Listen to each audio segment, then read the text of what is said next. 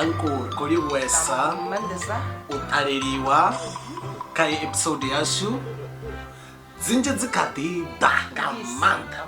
So like, ba follow, ba subscribe ka YouTube, yes, and then we'll next episode. Facebook, TikTok, WhatsApp.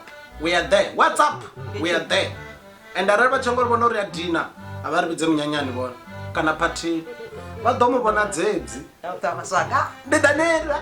Okay guys, we love you so much. Next episode. Bye. Shalom.